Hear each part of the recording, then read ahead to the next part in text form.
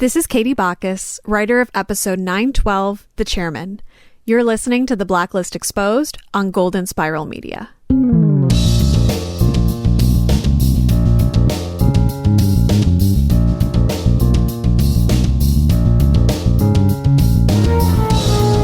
I just purchased Situational Ethics, the board game, for my next game night. Welcome back to the award-winning The Blacklist Exposed podcast. Greetings, one and all. I'm Agent Troy Heinrichs. And I'm Special Agent Rory. And I warned Aaron about putting this podcast on the night market. Well, thanks for joining us yet again for number 171 on the Blacklist, The Chairman. Written by Katie Bacchus and directed by Bethany Rooney. Show notes and other intel for this episode can be found of theblacklistexposed.com. I mean, stock's up because you're back, Rory, and then next week the stock will drop again. You never know. You might have a silent investor. Welcome back, buddy. Thanks again for sitting in. Aaron, of course, obviously, this is the March time period where basketball happens, and Aaron goes to Austin, Texas for the South by Southwest Film Festival. So you can hear all of the great things happening at South by Southwest over on Aaron's other podcast, which I'm also a host on, The Hollywood Outsider. That's at thehollywoodoutsider.com. And get all the scoop on new movies coming out for 2022. Some great stuff out there. And it's just it's a blast down there in Austin. I really hope that I get approved. I applied for press passes for the ATX Television Festival that happens in June. Nice. That would be a fun time because they're having a Parenthood reunion. They're having a Scrubs reunion this year. Oh, wow. Like two of my favorite shows. So it'll be fun. Nice. Can you imagine we're at a point where we're thinking like, man, in 10 years, we'll have a Blacklist reunion. Oh, my God. Only 10? Or the show will still be on the air, one way or the other. more than likely, it'll still be on the air. Oh, my gosh. Could you imagine? That would be 20 years. Yeah. I'm still picturing, like, how are we still on 10 years later? 5 years. 5 years is all the show needs to go. I stopped counting after 8. But this week felt much better. But before we get into this week, we have to talk about our profiling question from last week. Did you prefer Park as an assassin or an agent? What did the audience say, Rory? Well, 49% said agent, 48% said assassin, 2% said neither, 1% said both. And then there's one lone vote by Nathan that said podcaster. Well played, sir. Well played. I'm surprised it's as 50-50 as it is. Yeah, I kind of prefer her as an assassin, as an agent, because then you don't have the moral questions, that we've always gone through with every task force member, so I kind of like her as an assassin. She's kind of badass. Well, I think Deborah Jean put it best here. She said, I don't prefer her as an assassin, but I do prefer her in Red's employ rather than being part of the FBI because she loves her darkness. Yeah, but by default, that kind of makes her an assassin. I would think so. So sure. I think that's why it's so split, because I think people like her as both just simply because she has the badass in her. At least her character is much more interesting this year, so there wasn't a character assassination that was happening previously. True. Well, Dish White said, I think Agent Park fights against her natural inclinations, which are assassin's forte, like original Katarina. Park is more into violence and killing. Her agent skills need honing badly. I think she's coming around. She's definitely getting the FBI vibe. Yeah, I think, I think it was just our introduction to her was Red knew how to push her buttons, and we saw her straight off the bat what she's really about. Yeah, I mean, bloody face, pushing Frankie through the glass door. Yep. I mean, it was badass for sure. I prefer badass Park any day of the week. She was, I think, the outside of Samar, because Samar, you would think Mossad agent, badass, but you never really saw her cross the line like Park does. It's true. It's very true. Didi Elliott said, I really wasn't a big Park fan at first, but I love what they've done with her character development. I think she really is shining this year, whether she's an assassin or an agent. Agreed. And I think it just goes back to the fact that we lost Liz, and all that screen time gets divided up amongst everybody else. So we're getting a little deeper into everybody else. Well, Ann Fowle said, technically all government-sanctioned assassins are agents. I think that's true. I don't work for the NSA or the CIA. Are they called agents in those agencies? More like mercs. We'll use our favorite Star Wars line. Everything's true from a certain point of view. Well said. Well said. What's our question for next week, Rory? Well, do you believe Greenlight and the tracker are linked? Early thoughts there? I think we're starting to see that everything is linked. I mean, the tracker seemed very technically inclined, so I would think there'd have to be some kind of larger corporation behind it, some kind of nefariousness, that has that capability. And I'm just like, man, this is where Scotty could come back into play because, Gray Matters and the operation they had running there, like they had that kind of tech. They do. And I don't know if you caught this, and maybe it's just me because I look into the little nuances of things. But when Aram had the tracker on the screen and it started putting itself back together, it seemed like there was something in Red's eyes that said he knew something about this. Yeah, we'll have to find out. But why don't we just take a second here? Let's bask in the light before we get into this week's case profile.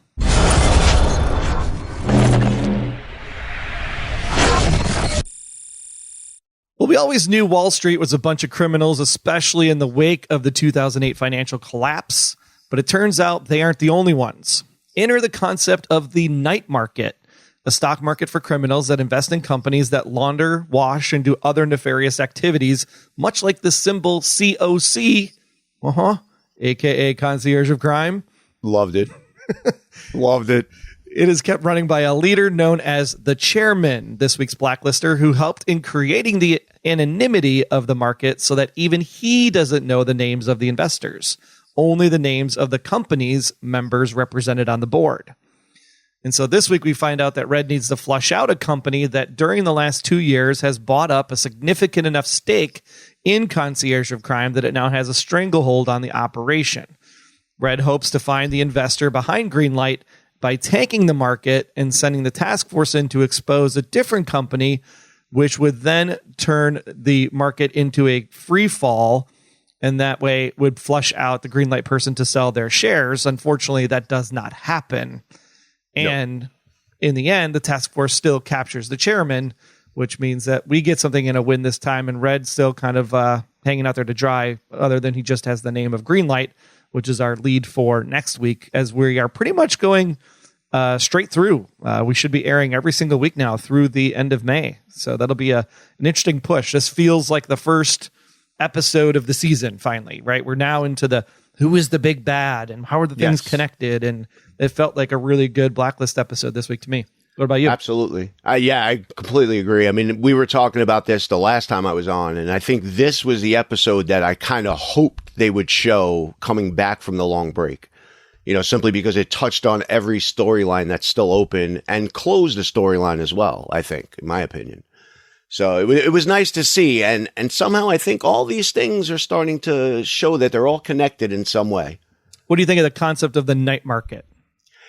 It's an interesting concept. I mean, would you really want to question Red? If Red's the CEO of a company you're investing in, do you really want to sit in on that meeting?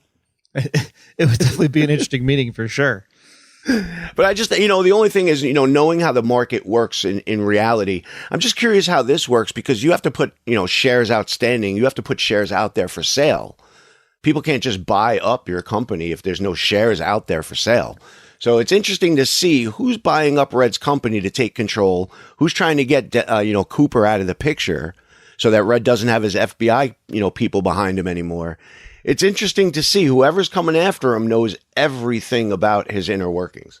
It seems that way, doesn't it? It seems like there would be some kind of like insider information potentially on how COC Incorporated works. Yeah, because you think about it when they were looking at the ticker and they're like, oh, only one is going up and it happened to be Red's. Obviously, this person knew that Red was trying to take down the whole thing and, manipulate the market and everything else, but they were buying into. It has to be somebody who has insider knowledge into what's going on because they were still investing in Red's company, even though the rest of the market was tanking, because obviously they knew that Red was trying to take the market down. Yeah, or it was just a matter of fact that this company, Greenlight, just wanted to keep the stranglehold on Red. So even though the market was tanking, they're like, we're not going to pull out because we want to keep our, whatever it was, majority share of COC intact. and it had nothing to do with the events of the market shifting one way or the other. Well, that's the thing is I think that, all the companies were going down and people in Red's who were invested in Red's company were selling off and the Greenlight was buying it, establishing a bigger position in his company. Very good point. I think that's really what happened because now he's basically not in control of his own company. He looks like a broken man every time. What I find interesting is like this whole concept of like buying a share. Like, what is a share, right? How do you create this like separate market and share, right? Like, where does Bitcoin, like, where does this stuff come from? Like, what am I actually like? How does it transact that you can actually have this stuff happen? It's not a tangible thing. Right. You're like buying a promise, Yes. an idea. Right. Like when you buy a stock and you get a stock certificate, you basically bought a piece of paper. Right. And really when you buy a share of the Green Bay Packers, that's all you get. Right. Which I'm sure you have. I do have one. Yes, I do. I don't want to get into it because I don't want to upset you, I know. we won't talk Devontae Adams. It's been an interesting week. Hey, would you be really upset if the Packers drafted a quarterback with that pick? I mean, I like the concept of just having someone like over Red, like holding Red accountable that Red doesn't know. It's like this secret for him as much a secret for the audience, and I think that's a great way for a story to move forward in this season in a way that is not about the mythology. Right. We know how Red's operation works. We know what the Blacklist is. And now we have this person or entity or thing that's just kind of hanging out there and going like, what is going on and how do I uncover that? It's Berlin all over again. Kind of, yeah, in a way. I feel very similar vibes to that or even similar vibes to the Cabal. So I think that this is a place where it feels familiar yet going to be different. Only because this is really only the second time we've ever seen Red say he doesn't know something. Correct. Where he had no idea who Berlin was at the time, who was coming after him or why. He just knew somebody was. Until he found out Jennifer and did the tracking and all that other fun stuff.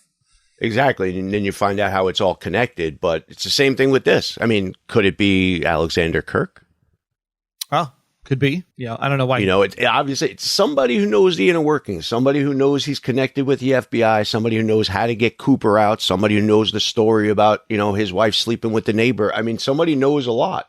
That's why I'm thinking, it's Scotty. Scotty is the most obvious choice, right? That's at least alive that we know of. Yeah, I mean, do you think it's all about coming after Agnes? Could be. She wants Agnes? I mean, why else would Agnes be part of the story still? Right.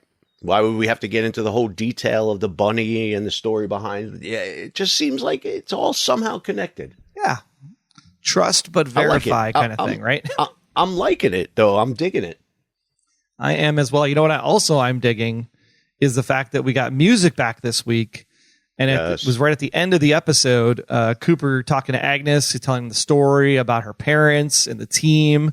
They're all gathered at Liz's grave, having a moment, doing some shots probably. Well, maybe not. That was the closure I like. Well, we know they weren't doing pills. Right, exactly. While that's all going on, we hear the song After All, I Live My Life by Frankie Miller. And you can hear that song over on the playlist, both Apple and Spotify. You can get links to both of those over on the website at theblacklistexposed.com. So as we move into characters this week, Dembe, he's like, he's continuing to play that insider baseball game. Like he's become oh yeah, I know what that's about because I worked for Red. So let me just give you a little bit of background on this company and this bad guy and whatever. Yeah. It's perfect for the FBI, to have that guy in there. He can translate. He speaks Red. And he tells the team that he knows about BKRC, one of the criminal fronts of a casino operation on the night market run by a man called Abazi. And then I thought this was really great at the end of the episode, like when they're talking there at the gravesite, how Dembe just kind of throws Park under the bus. He's like, oh yeah, like, and that one time you were lying to your husband, but you were also an assassin. They all threw shots at each other. It was kind of cool. I mean, it feels like an actual team of friends. Like when you go to the workplace and you've been there for 15, 20 years and you're friends, but you're still colleagues and one of you might be the boss of your friend kind of situation. It feels like that. It feels like the team is really a team after all the time that we spent this year so far. Yeah, well, I mean, they're in on each other's secrets. You know, they know each other personally, and they know what makes each other tick. You know, like, oh, you blindly followed the number one most wanted man on, you know, the FBO's wanted list. Wrestler didn't have much to do this week except for the end of the episode, right? He has a hard time with Liz's body being exhumed. He blames Reddington is the one that's at fault for all of this, and then takes the pills, obviously, over to the grave, even though he doesn't take the pills. Did you like this moment for Wrestler this week?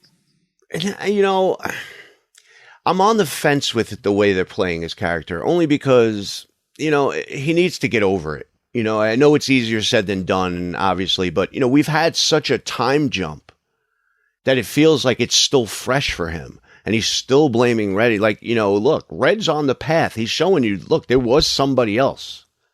You know, follow that. Man up. You want to find out who killed Liz? You're blaming Reddington, but ultimately, yeah, he pushed the wrong buttons, but he didn't kill her. I mean, led to her death by withholding the information. I mean, but, you know, look, we can blame Red. We can blame Tom. We can blame Liz because Liz didn't follow the directions Red was giving her. Could blame Wrestler because he dug into Katarina. Exactly. So everybody, I think, is really at fault for this. That's a really great way to look at it. We never really thought about it from that perspective that, you know, we think Red is the one that, because he withheld this information, is the one that was ultimately like just pushing her to the brink of something. But now when you look at it, like everybody kind of did a little piece of driving Liz to the point that she was at. Yeah, no, absolutely. And, you know, it's just sad because, you know, I guess they kind of was weaving a story a certain way. And I really still don't think it ended the way they wanted it to end ultimately. But I think we got this story to just show us that it's not really Red who's to blame. I think that's what this story is about, is that there was something bigger that nobody saw coming. And here it is. Yeah, my issue with Wrestler at this point is that, like, the wrestler-centric episodes like Brothers or even the one earlier this season, like Diego does such a great job, you know, when it's like that, he gets that chance to kind of be the forefront of the episode. And I feel like the last couple episodes we've gotten kind of backseat Wrestler.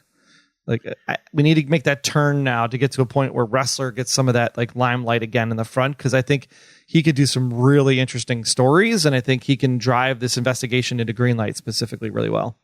Oh, yeah. I mean, you know, I like badass Wrestler. So I'd love to see Wrestler and Park together, just destroying people. Yeah, I think they make a great team as a pair of agents for sure. Yeah, and I just think you know, I get the emotions, and look, nobody else is, you know, lacking of emotion, but so much time has passed already that you need to emotionally check yourself, because I don't like when he gets this emotional. Because that's not really who he is as a character. We've only seen it a handful of times with his emotions, but he's got such a love for Liz that he just can't let that part go. But let's make sure that we keep them as friends. Yes. Oh, God. Yeah. We do not need them hooking up. I mean, yes, addiction is a thing, and you can get into a space and feelings can happen potentially, but at the same time, we don't need Wrestler like going for the hat trick in the office, okay? Like, just... What happened to the number one rule is you never dip your pen in company ink? You know, I've never heard it said that way before. Really? Yeah. Yeah, you're never supposed to dip your pen in company ink because it never ends good. It always goes bad. I believe the other term is don't poop where you eat. Yeah. Yes. Well, they've already done that. I mean, and it goes right into Park, right? Park this week, pretty much just a friend to Wrestler, helping him not fall off the wagon. Not really much for her to do in this particular episode. Which is fine. Yeah, she just came off her big episode. Right, exactly. Yeah. But Aram this week I thought was really cool. He comes up with the idea to sneak into the Abazi's hotel room, and he's like, oh, man, I pity the poor guy who's got to go in there and do that. You knew that was coming. It's like the minute that was said, he goes, knocks on the door, and you're just like, oh, yeah, this could be Aram for sure. For sure. He's perfect in those situations, though, because he's so awkward that nobody would think, like, here's an FBI agent or a computer guy. He's just an awkward waiter. Like, what are you looking at? Nothing. Nothing. I was really trying to decide if I was going to put out the veal first or if I was going to put out the soup first. And it was a cute little moment under the table. And that's just a Rom being a Rom. Yeah, Felicia Dawson, I believe was her name. The informant helping Abazi. It's her kid, and she's kind of there under duress. I think we saw that once also this season where it was like that, where a mom was kind of pressured. Roberta Strand, I think, comes to mind. Yeah. Or when Liz built the fort and she was reading the book to Agnes. Exactly. Under the table. There's like all these hidden moments, if you will. But I think Aram plays this really well or Amir plays Aram really well in this situation, just because he has those tender moments, right? Like the kid with the Faraday cage, that episode. Yep. He has this ability to be just this like super technical guy, yet this super awkward guy, yet this super sweet guy. And you're just, I don't know how you don't fall in love with the Aram character. Hashtag Aramdorable. Absolutely. Yeah. I look at him, he's more like an empath. Yes, that's a great way to put it. And the whole concept he does when he tells the story about like, oh, this is just a thing, a magic trick to make the bad man go away. But you can't tell anybody because it's magic. I mean, right. Some people would look at this scene and go, yeah, it makes sense because he's trying to like get her to not, tell mom about the bug or whatever. At the same time, other people are going to be like, that's kind of like creepy telling the kid that, right? Because you're like, pseudo gaslighting him in that way. So I'm wondering how people are going to take the writing of that particular sequence, and if they're just going to look at it as like it's a cute story, or if they're going to think like it's a little bit of a manipulation tactic on a kid. I took it as, he's reassuring the kid and trying to let the kid know, like, hey, this guy's going to be gone. Don't worry about this. He's gone. And I think that's a hard line to like cross, right? Because it's all about intent, right? In this moment, Aram isn't trying to gaslight the kid. No. Aram is having the intent of trying to calm the child and make sure the child's okay. But some people would look at this and say like this moment could be like a trauma moment for that particular child, because she was told by this person like everything's going to be fine, and then da da da da da. So I think that when we think about gaslighting and abuse in that situation, I think it's really interesting to think about intent and not just assume, especially as adults, because we run into this with adults sometimes, where adults feel like hey, you're gaslighting me into doing this and this and this, and it's like that's your perspective that you think you're being gaslit, but sometimes you're really not being gaslit. You're just being like, hey, I didn't intend for it to come across that way. My intent was from a good purpose. And sometimes we just don't give people the benefit of the doubt. I think we also tend to read into things too much sometimes too. We overthink sometimes you just got to look at the situation and see it for what it is. Right, exactly. He got caught going under the table, putting the bug. He was reassuring the kid because he saw the kid was obviously, in pain under the table hiding. And he reassured her. And at the end, he came through. For sure. Absolutely. Yeah, another great scene from around this week. Loved it. Well, the one part of the episode we haven't talked about yet is Cooper. Cooper is back with his ghost face voice box buddy. They're basically having a conversation towards the end of the episode about an MIT grad student, Andrew Kennison. Without any explanation, Ghostface basically wants him to make Kennison, quote unquote, disappear. And at first I was like, wait, does he want to kill him or does he want to put him into hiding? Like it was confusing what the actual intent was. Yeah, I didn't see it at first either. But then, yeah, it's definitely a matter of putting him into kind of witness protection program. And then most of this is actually centered around Lou. Lou gets a lot of screen time this week. Cooper's cop friend. He's got a lead on the bartender's girl that spiked Cooper's drink. So I think that we're actually moving forward with the Cooper story again. I like how they actually worked it into the episode to be, well, I haven't heard from Ghostface in a few weeks. So that's why we don't have Cooper's story coming up in the past few episodes.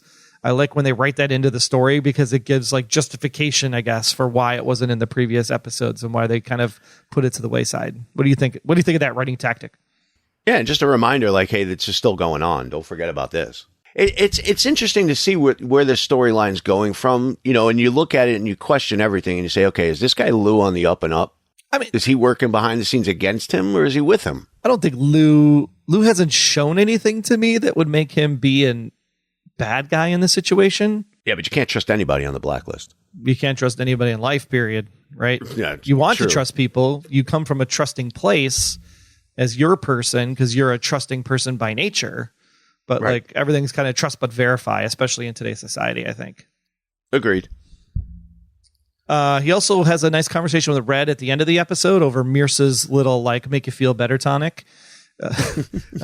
Divulges to Red that he has some stuff going on in his life, and also shares the moment with Agnes at the end of the episode about her parents after he spends the whole episode basically looking for the bunny. And I thought it was kind of nice to have the bunny come back into play. Yeah, I like how it came around full circle. But I thought that was a homemade lava lamp. Oh, wow. A lava lamp? That's what I thought he was looking at. It was either that or it was like 3 egg yolks in a glass. I suppose, yeah, it did kind of look like a lava lamp now that I'm thinking about it. I didn't know what it was. It was like, you know, like you can't talk unless you have the torch. And he like pushed it to Cooper so he could talk. I have the conch. I was confused. I was like, is that a lava lamp or is that 3 egg yolks in a glass? I mean, he isn't a camper out in the woods. I mean, we could go all Lord of the Flies if we wanted to get stuff out of Red and out of Cooper and they start torturing each other. Plus, it was funny, too, when Cooper's such, you know, he's such a big guy. Him walking into the camper looked so awkward. Right? Right. He was like ducking down, like, you know, to get down 2 feet so he could fit in. He's playing the knees and toes of head, shoulder, knees and toes to get into the door.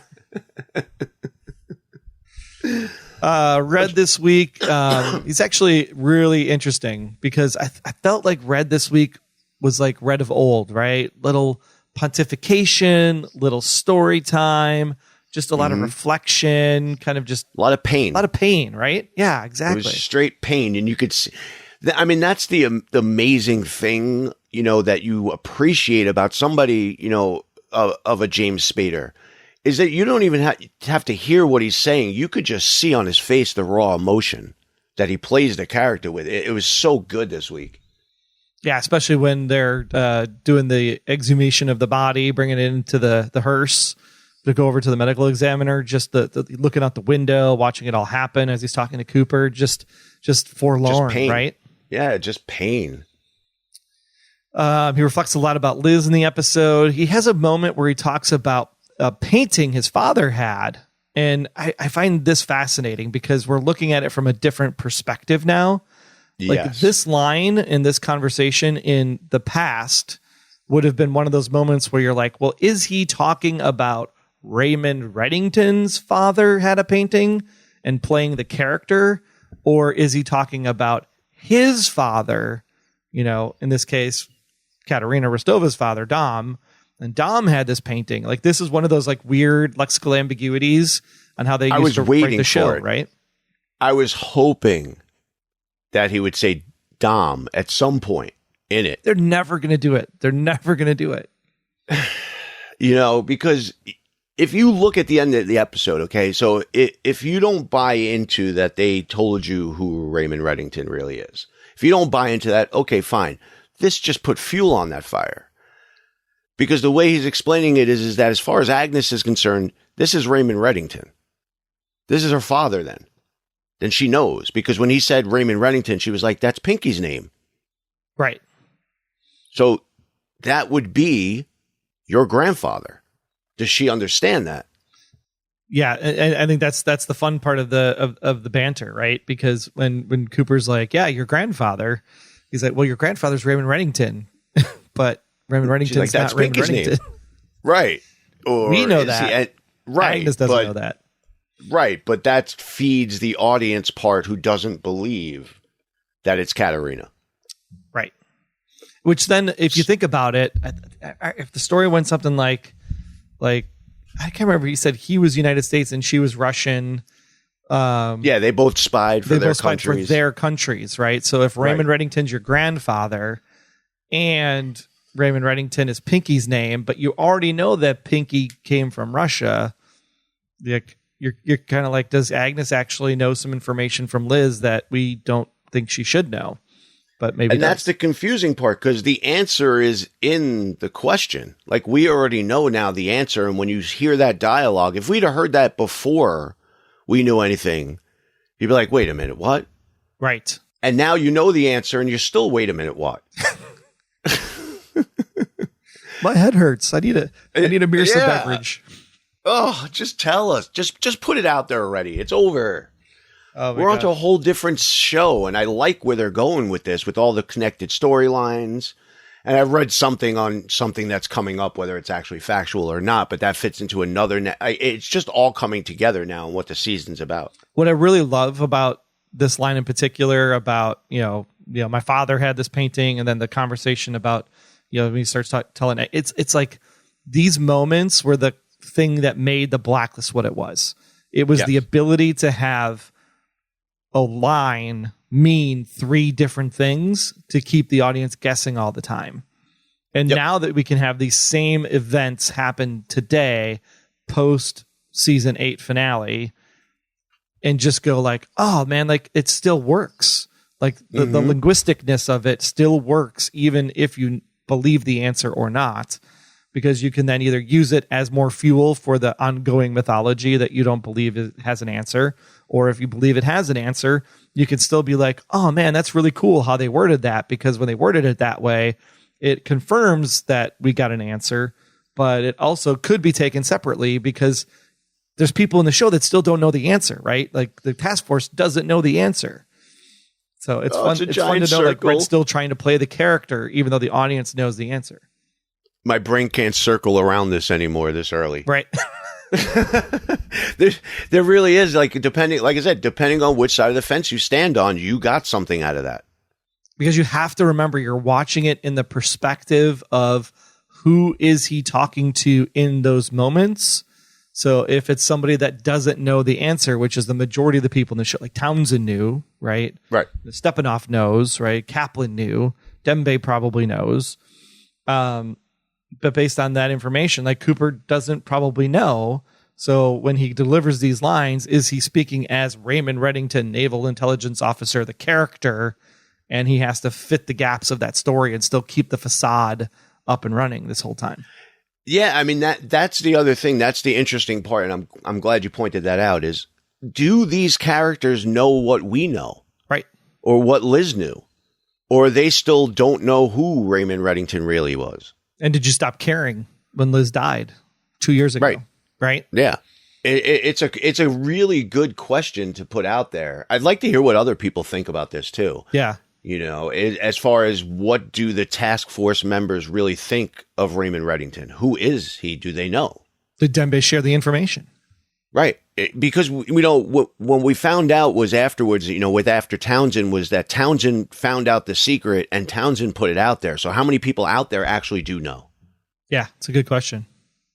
It's confusing, but I like it because, it was the same thing. If you went back and watched from the beginning with the information we have now, the story changes. Mm-hmm. So it's interesting now that they're trying to write this story. I'd like to see if eventually it comes out and then you go, wait a minute, they didn't know the whole time? That's crazy. They still kept working with this guy when Liz was gone and they didn't know who he was. I had some great lines here from Red, the conversation at the gravesite when he's talking to Cooper about the painting from his father. Right. Red says, why do we do that? Why do we talk to the dead? And then Cooper responds with, as long as we are here, they are here with us. And I thought that was kind of fascinating because we do that sometimes, right? Like when we talk to a deceased member, family, friend, what have you, are they here? Because you're having a conversation with them. So if you're having a conversation with them, they must be here. They're just not physically present. Right. Or you believe that they're here. Correct. Because, some people believe, and I think Red's perspective is dead is dead. Right. Liz isn't there. There was just bodies and bones and decomposing matter, but Liz is gone. Right. So why talk to her? Because she's not there. And I think that's something, I think we'll see that later, that maybe there will be a conversation Red has with Liz. Which I think would be fun to watch, like Spader act that scene, because I think that'd just be magical. That would be so good. So good. I'd like to see that. So good. But yeah, that's the interesting thing is, I think it's the diametric opposites of each other, that Red is dead, and Cooper's like, no, you keep them in your heart, they're still alive. Right. So there was a song, I can't remember who sang it, but it was something about the effect of, you die twice. The first time is when you die, and the second time is when the last person speaks your name. That is true. I mean, it is true. I mean, because a lot of people talk about legacy and what you leave behind. And that's what keeps your memory alive. Yeah, because that is really interesting. The last person to speak your name. Wow. Yeah, I mean, think about Liz at this point in her legacy, right? These people are still talking to Liz. This is what Liz would want us to do. Liz has influence and power over decisions that are happening 2 years after she's gone. She's not gone. Yeah. She's in each one of them. She, with her interactions with them, she left such an impression on them, each one of them in such different ways.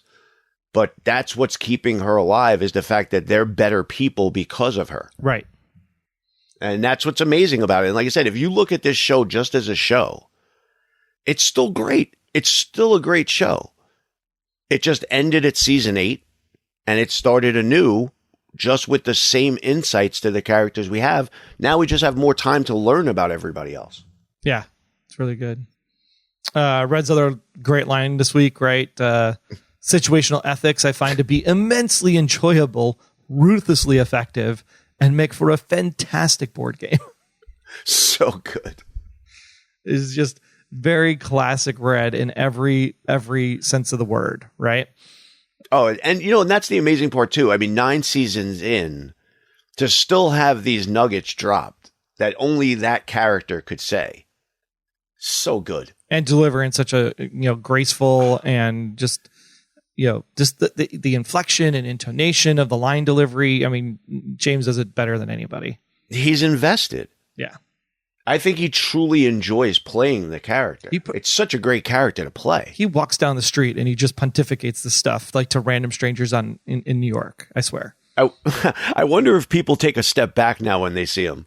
I true story, right? We went to the set for the taping of the 100th episode. Yeah. And we were standing in what's like the kind of, common area room, where people can just sit, and it like you have all of the department heads' doors come into this like the center room before you can actually go onto the set area. And there's a door that goes out to the street in the parking garage. And like James walks in like full on Reddington outfit, right? The 3-piece suit, the hat, the glasses, the whole thing. And when James walked in, I literally took a step back because I was like, oh snap, it's Red. And I was like, wait, no, that's not Red. That's James Spader. But you just see him and it's just like, oh my gosh, like it's the character, right? You don't see it any other way. I mean, after all these years, we're just so sold on that. We don't see it as James Spader. We see it as Raymond Reddington. And that's how the character has become like a household name, right? Like you think about all the things James Spader's done over the years, right? From, Robert California to Mannequin and to Stargate and, Less Than Zero and like it's all this stuff, right? It's just this plethora of, and then when you see him, like all you can see is Reddington now. Oh yeah. I mean, take his character from Sex, Lies, and Videotapes. Oh yeah. Or the secretary. And compare it to Reddington. Yeah. Totally. Not even close. Totally different. He's like he's more like a badass Alan Shore. Yeah. How did I forget Alan Shore? Oh my gosh. Yeah. I mean, he's played so many iconic characters. Well, then he has the conversation with Cooper about the tracker and this high-tech stuff, and it's activated by stomach acid. Like that's so interesting how you can get the power from the acid in your stomach. But I guess it would make sense, right? That's all battery is. Battery's an acid, right? Acid in a base. Yeah, it's amazing too, and especially when they drop the lines that like DARPA, the government, they couldn't find anything anywhere about this. Makes it just a little bit more nefarious. For sure.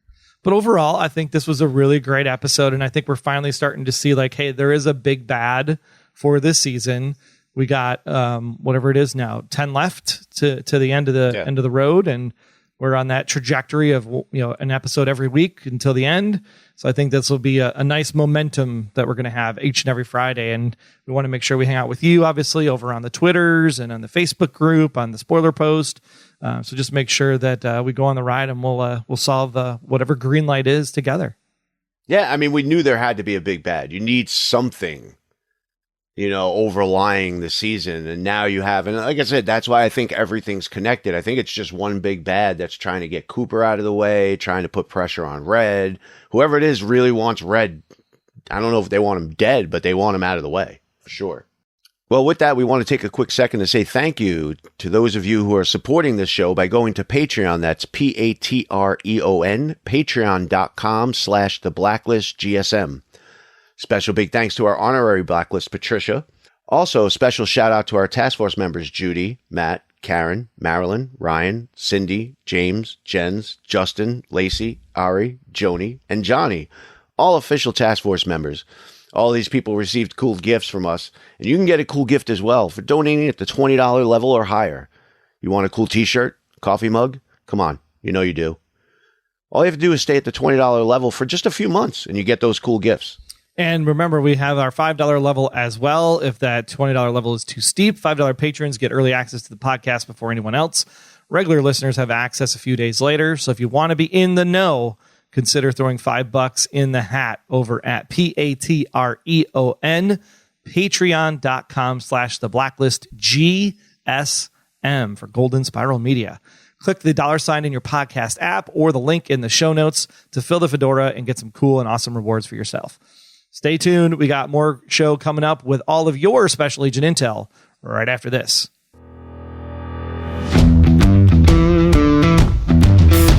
Welcome to the Hollywood Outsider Presents Bad Movie Night. Now, it originally started off as a podcast which took any movie that was deemed bad by critics or audiences and took another look at them, and quickly morphed into a show where at least one of the hosts had to genuinely enjoy the film we were talking about. We even close most episodes with our own positive review. So slap subscribe right now to the Hollywood Outsider Presents Bad Movie Night to guarantee yourself a new episode every single month. And remember, there's no such thing as a bad movie, just movies that aren't good enough for you. Hey, this is Amir. I play Aram on The Blacklist, and you are listening to The Blacklist Exposed. All right, so now we're on to Special Agent Intel. And Bobby Robertson Arnold said, "So Harold knows the truth about Red?" ? He didn't question or even look surprised when Red told him about Liz being a colicky baby and rubbing her face with the bunny. Harold even said Red should have taken her to the opera. I don't know if that signifies that Harold knows the truth about Red, because remember, Red is still Raymond Reddington. Raymond Reddington is Liz's father. Therefore, giving the bunny, rubbing her face in the bunny, and that kind of stuff would also be something a father would know. So I don't think this is anything that would lean towards Cooper knowing the truth. Yeah, I mean, we spoke about it before as, who knows what and when.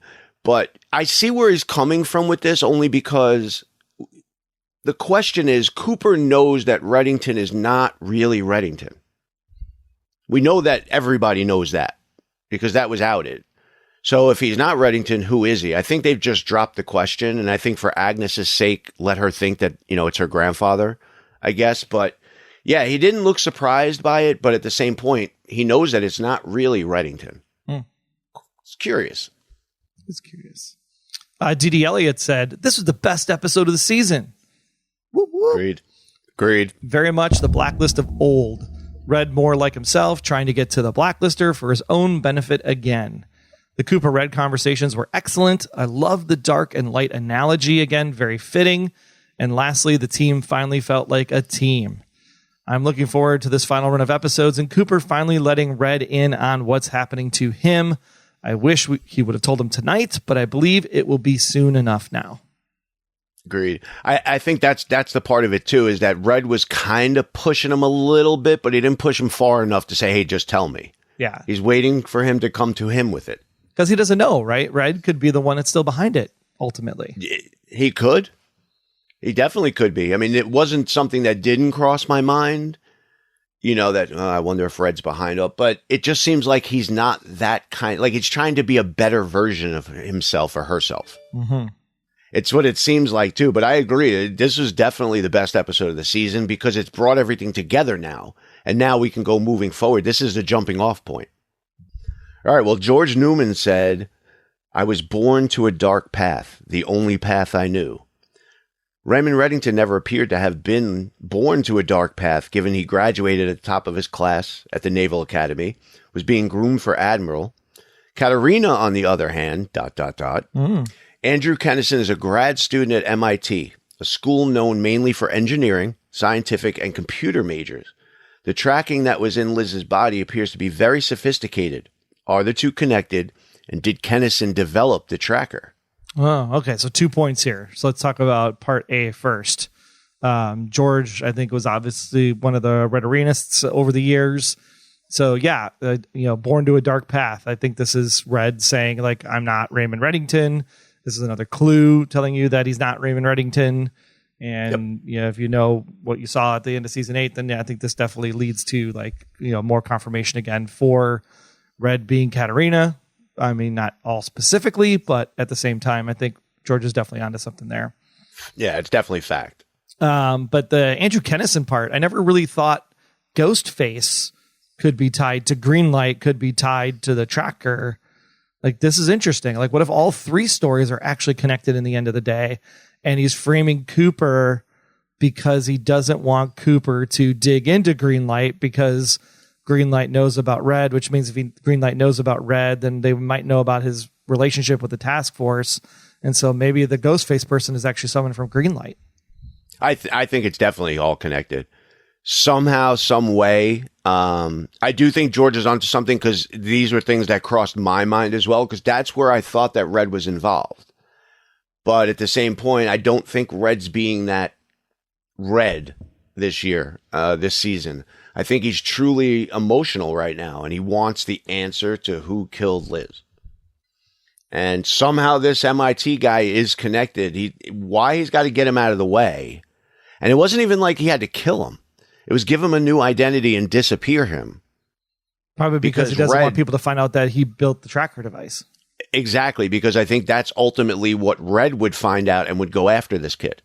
Very much so. So now they're working against each other without knowing it. So it's interesting. They're using Cooper as a tool to not allow Red to find out. It's interesting. Well, Flynn Schultz, our last one here, is kind of asking the questions that I've been asking, that wouldn't the tracker itself just link back to Townsend, right? Because Van Dyke was the one that was following Liz. Therefore, if Van Dyke worked for Townsend, then wouldn't Townsend have been the one that put this there in the first place, and it's story over? So you would think. Did Van Dyke end up working for somebody else when Townsend got killed?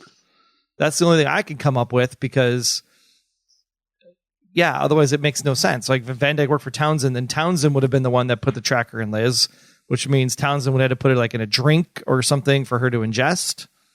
Right.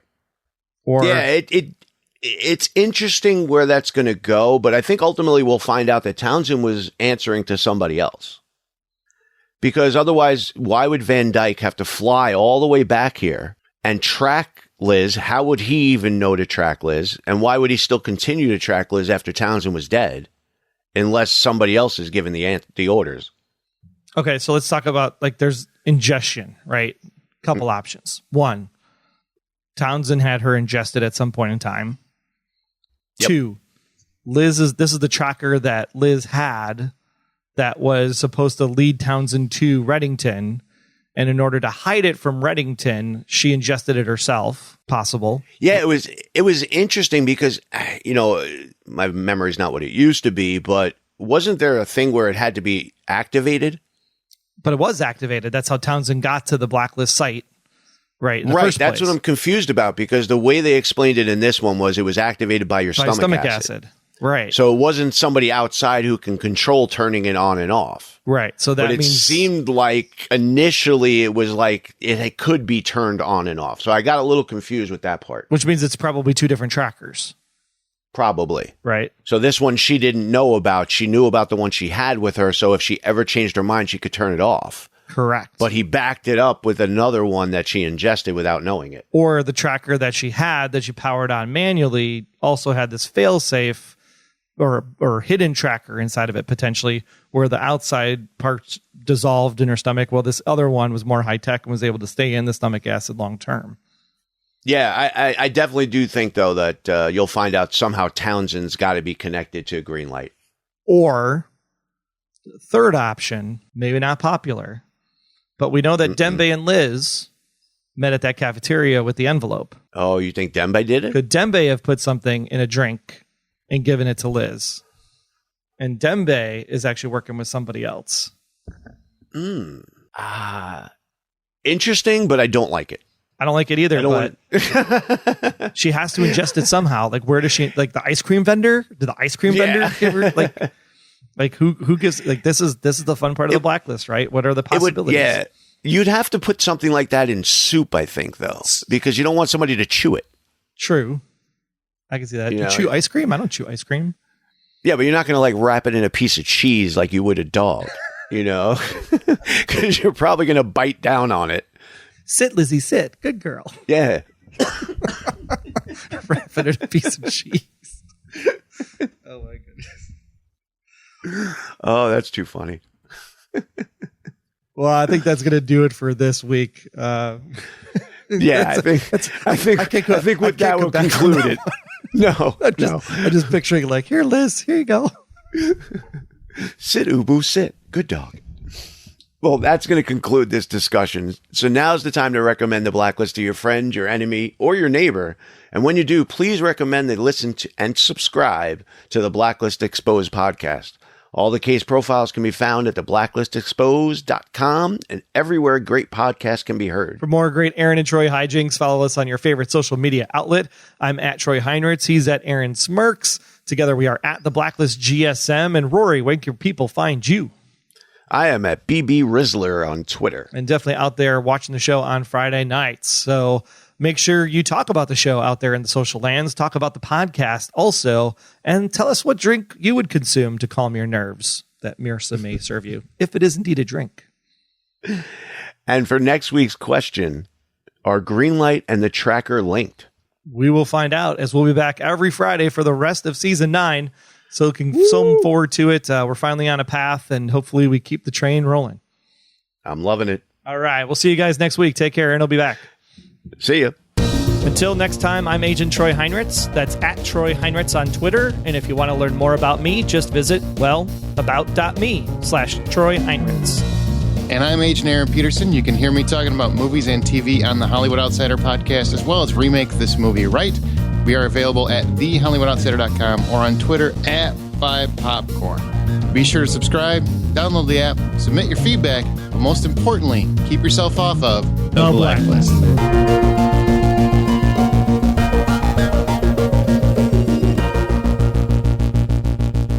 The Blacklist Exposed is a Golden Spiral Media production. Find more of our great podcasts at goldenspiralmedia.com/podcasts.